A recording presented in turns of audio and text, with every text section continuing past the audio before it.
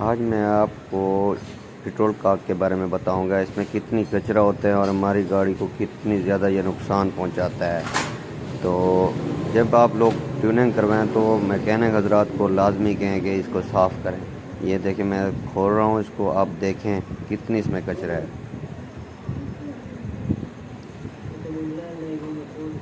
ये देखें, इसमें बहुत ज़्यादा कचरा भरा हुआ है जो हमारी मोटरसाइकिल बाइक को बहुत ज़्यादा नुकसान पहुंचाता है, बहुत ज़्यादा।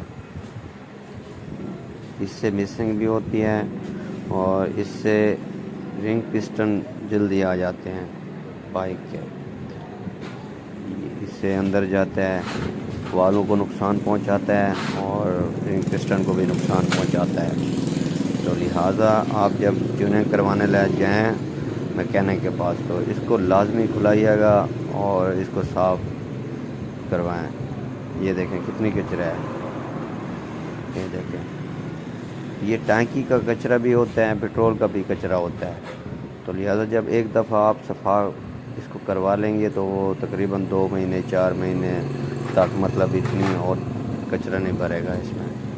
ये देखें, हमारे चैनल को सब्सक्राइब करें और दूसरी वीडियो आप तक पहुंचने के लिए आप लोग मेरे चैनल को ज़रूर सब्सक्राइब करें। ये देखें कितनी कचरा है इसमें, बहुत ज़्यादा कचरा है।